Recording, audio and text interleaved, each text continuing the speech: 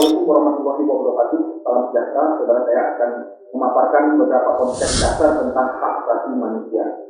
Hak asasi manusia itu ada di sekitar kita dalam hubungan manusia yang satu dengan manusia yang lainnya.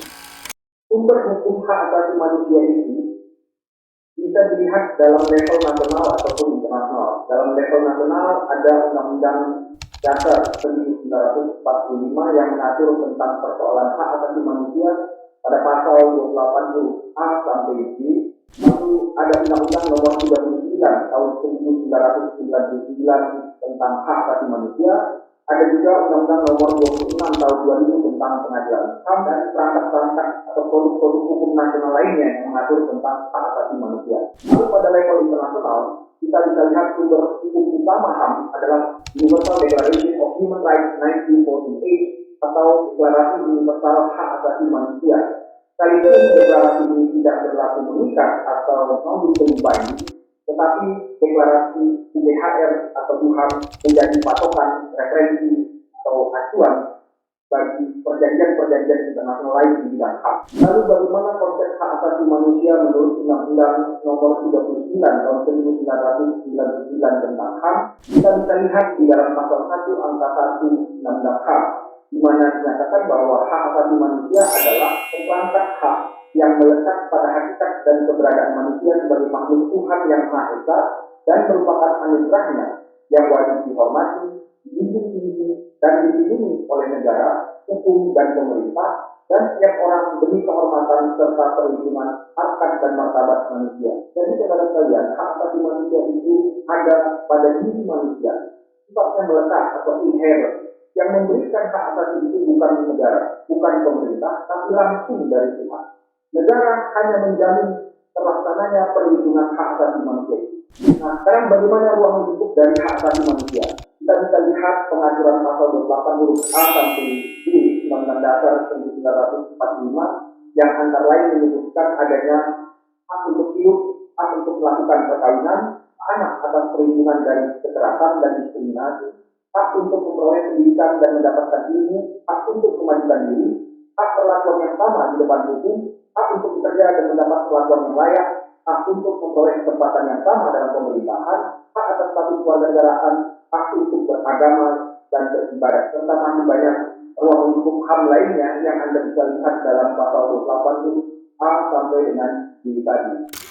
Nah, saudara sekalian, ada hal penting yang Anda patut perhatikan bahwa sebenarnya di samping hak asasi manusia itu ada unsur lain yang disebut dengan kewajiban dasar atau kewajiban asasi.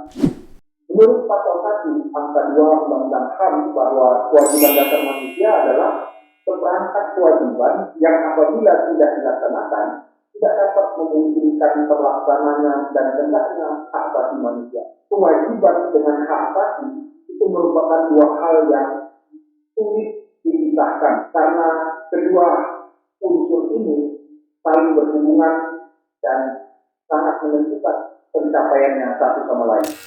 Nah, jika Anda bertanya bagaimana kedudukan hukum dalam persoalan HAM, saya akan kutip dulu apa yang disampaikan oleh Roscoe Pound. Roscoe Pound dalam teorinya menyatakan bahwa law as a tool of social engineering, hukum sebagai alat untuk merubah perilaku masyarakat. Saya garis bawahi kata tool atau alat. Dalam konteks HAM, hukum itu berfungsi sebagai alat yang menyeimbangkan hak dan kewajiban para pihak.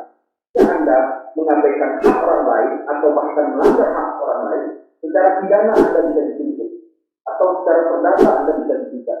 Demikian sebaliknya, jika hak Anda dilanggar oleh orang lain, maka secara pidana Anda bisa menuntut dan secara perdata Anda bisa menggugat dan dirugi. Itulah yang dimaksud dengan fungsi hukum untuk menyeimbangkan hak dan kewajiban. Baik, saudara, hal lain yang mendasar yang juga layak untuk diketahui adalah menyangkut terminologi dari hak asasi manusia itu sendiri. Hak asasi manusia itu disebut dengan istilah natural right atau hak alamiah. Hak alamiah itu berasal dari masa pencerahan dan hak alamiah ini berasal dari ajaran hukum alam. Hukum alam pada satu masa akhirnya ditinggalkan oleh pengikut-pengikutnya sehingga otomatis hak alamiah juga ikut ditinggalkan. maka istilah hak alamiah juga akhirnya dilupakan orang. Perkembangan berikutnya, istilah hak asasi manusia disebut dengan rights of man. Kalau diterjemahkan, rights of man bisa ditafsirkan sebagai hak asasi manusia atau juga bisa hak laki-laki, karena kata man dalam bahasa Inggris di beberapa negara termasuk di Indonesia itu artinya pria. Padahal sebenarnya kata man yang dimaksud itu bisa juga mencakup manusia, bukan hanya pria.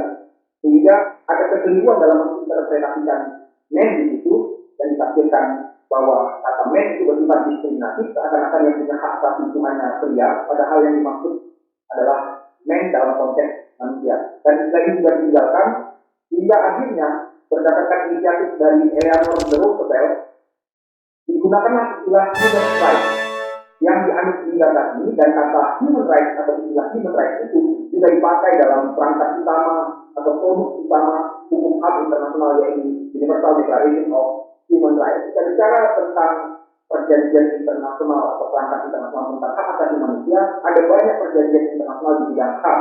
Yang utama tadi adalah Universal Declaration of Human Rights, lalu kemudian ada International Covenant on Economic, Social, Cultural Rights 1966, hak-hak ekonomi dan sosial dari masyarakat. Dalam tahun yang sama, pada tahun 1966 juga lahir International Covenant on Civil and Political Rights yang mengatur tentang hak-hak sipil di bidang politik. Ada juga Convention on Elimination of All Forms of Discrimination Against Women, atau konvensi yang melarang atau menghapuskan adanya segala bentuk diskriminasi atau perbuatan yang membeda-bedakan terhadap kaum wanita. Rangkaian hukum internasional lainnya di bidang HAM adalah Convention Against Torture and Other Cruel, Inhuman or Degrading Treatment or Punishment, yang merupakan perjanjian internasional yang melarang adanya penyiksaan atau tindakan-tindakan kejam lainnya atau perlakuan yang tidak manusiawi.